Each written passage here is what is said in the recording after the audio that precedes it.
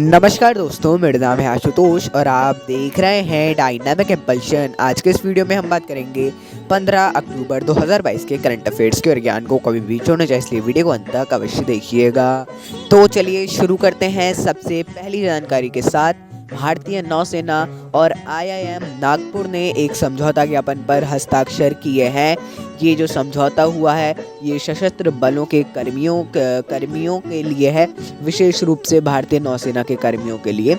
उनको उभरते क्षेत्रों में प्रशिक्षण, अपस्किल और रीस्किल करने के अवसरों का पता लगाने के लिए इस पर हस्ताक्षर किए गए हैं। इनका पता लगाया जाएगा और उसके बाद इन सारी चीज़ों पर ध्यान दिया जाएगा इनके लिए, है ना। बहुत ही ज़्यादा अच्छी बात है। कौशल विकास पर हर तरह से विद्यार्थियों के लिए, नौजवानों के लिए, युवाओं के लिए, जो बेरोजगार हैं उनके लिए हर तरीके से अब तो सशस्त्र बलों के कर्मियों के लिए भी शुरू हो गया है। जैसा अभी बताया, बहुत ही ज़्यादा मतलब अब कौशल विकास बढ़ रहा है भारत में। बहुत ही जल्द हमें एक कौशल विकास से भरपूर अलग अलग चीज़ों में देखने को मिलने वाला है। भारत अभी ही देख रहे हैं, अब और भी बहुत सी चीज़ें आ जाएंगी और वाकई में ये भारत को विकसित करने के लिए एक बड़ा कदम होगा। चलिए अगली जानकारी को देखते हैं। आइए, राष्ट्रीय राजमार्ग और अवसंरचना विकास निगम लिमिटेड NHIDCL, इसका शॉर्ट फॉर्म है इंग्लिश में, ने CSIR, CRRI और IIT रुड़की, IIT कानपुर और राष्ट्रीय कौशल विकास निगम, है ना। देखिए, राष्ट्रीय राजमार्ग और अवसंरचना विकास निगम लिमिटेड ने, ये एक नाम है, CSIR, CRRI और IIT रुड़की और IIT कानपुर और NHDC के साथ में समझौता ज्ञापन पर हस्ताक्षर किए हैं। ये जो है ये राजमार्ग बनाने के एक निगम है, आप समझ गए होंगे। ये खतरनाक पहाड़ी और सीमावर्ती क्षेत्रों में राजमार्ग निर्माण के मुद्दों के लिए किया जा रहा है। इसमें कैसे आसानी लाई जा सकती है और ऐसे बहुत से मुद्दे हैं जिन पर बात करना आवश्यक है। बहुत ही अच्छी बात है और इम्पोर्टेंट क्वेश्चन है। चलिए अगली जानकारी की ओर बढ़ते हैं। अगली जानकारी को देखते हैं। इराक के नए राष्ट्रपति चुने गए हैं अब्दुल लतीफ राशिद। ये संसद में 2 दौर के चुनाव के बाद इन्होंने बरहम सालेद को राज्य के प्रमुख के रूप में प्रतिस्थापित कर दिया है। साले ने 99 वोटों के मुकाबले 160 से अधिक मतों से जीत हासिल की है। बहुत ही ज़्यादा अच्छी बात है। नाम याद रख लीजिएगा, अब्दुल लतीफ राशिद। आइए आगे बढ़ते हैं।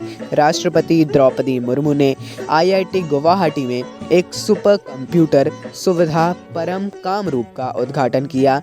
ये परम कामरूप एक सुपर कंप्यूटर नहीं है, सुपर कंप्यूटर सुविधा है। हाँ, कहा जा सकता है सुपर कंप्यूटर भी।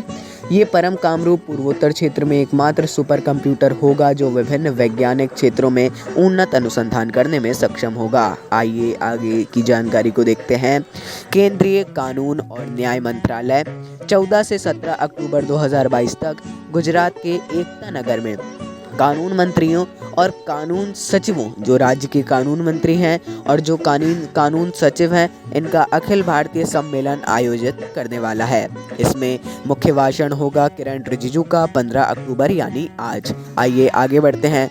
कोल इंडिया लिमिटेड CIL राजस्थान के बीकानेर जिले में इन्होंने 1190 मेगावाट का सौर ऊर्जा संयंत्र स्थापित करने की घोषणा की है।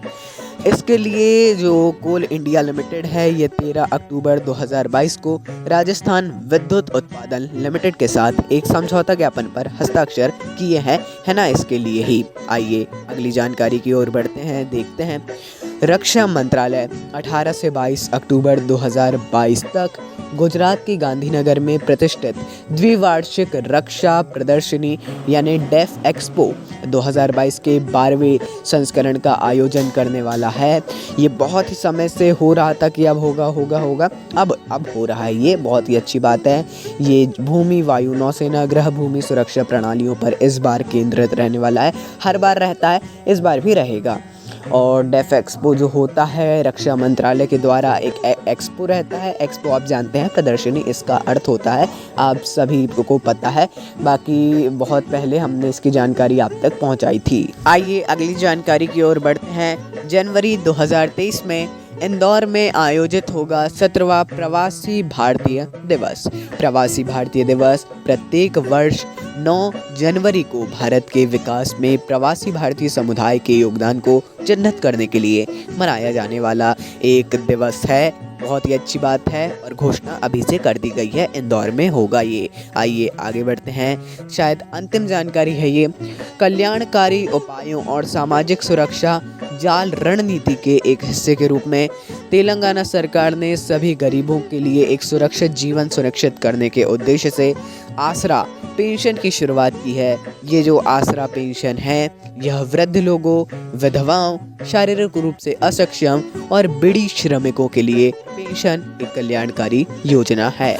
तो दोस्तों ये अंतिम जानकारी थी। आपको कुछ भी कंफ्यूजन हो किसी भी टॉपिक से रिलेटेड आप कमेंट सेक्शन में पूछ सकते हैं। बाकी अच्छी तैयारी करते रहिए, लगे रहिए, अपने लक्ष्य को प्राप्त करिए, है ना। मेहनत करेंगे तो अवश्य आपका लक्ष्य आप तक पहुंचेगा। नमस्कार, डायनामिक इम्पल्शन।